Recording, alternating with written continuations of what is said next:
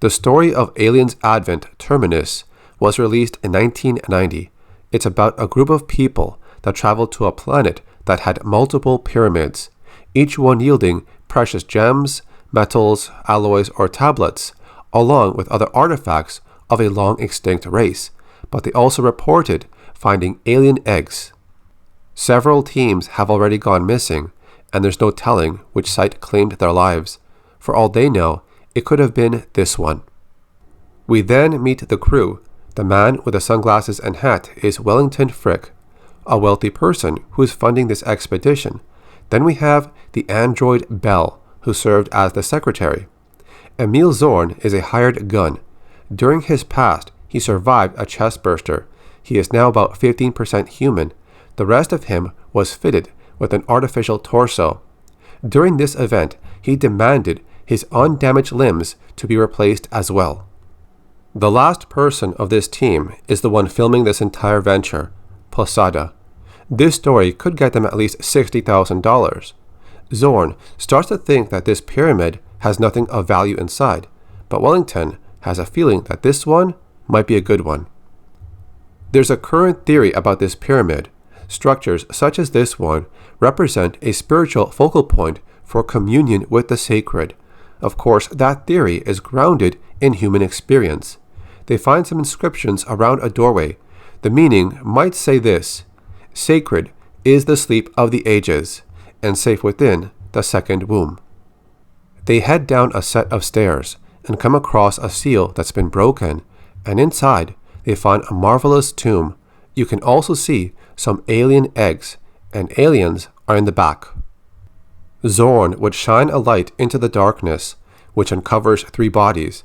He thinks it was the last expedition team. He also says there should be 3 adult aliens in here somewhere. Zorn would cover them as Wellington gets close to search their bags, while Posada would get a close-up and record everything. Bell would say this tomb was built by a different race that was not the same race as the eggs. She would walk behind an area that's covered in darkness. She says this entire structure bears a remarkable resemblance to something else, but she's interrupted by an alien and it attacks her. Zorn would start firing his weapon, taking down 1 alien, as 2 others would still be around. The 3 of them get to a door and close it behind them.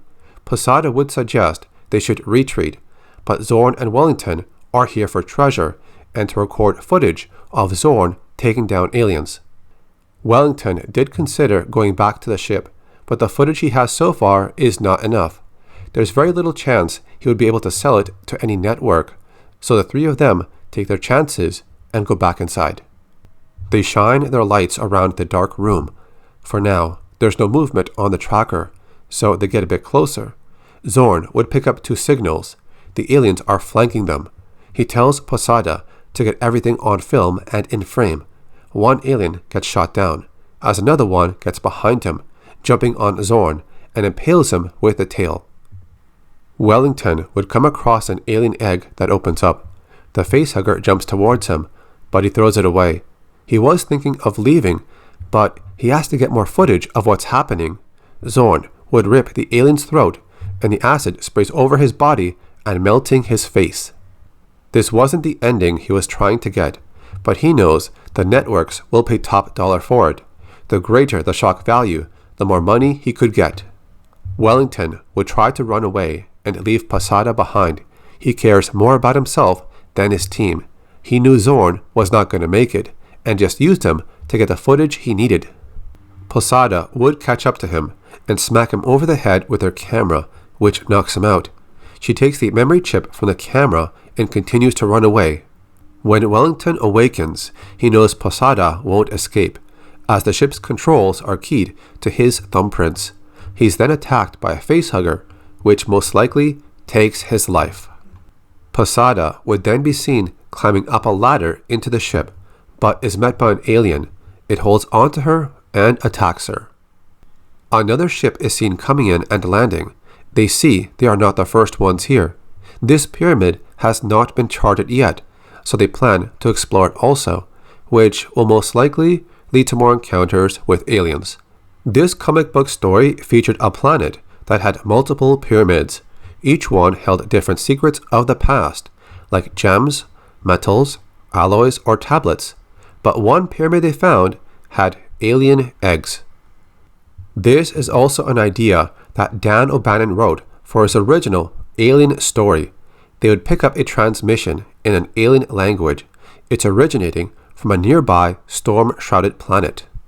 Upon landing on the planet, they would locate a wrecked alien spaceship. It's abandoned with no signs of life. Within the ship, there are clues that lead them across the planet's surface. The crew then finds a primitive stone pyramid, and inside are alien spores and eggs. The idea of spores was later used in Alien Covenant. It's how the Xenomorphs were created in this movie.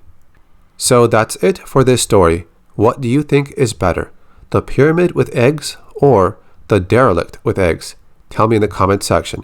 Thanks for watching. I'll see you next time.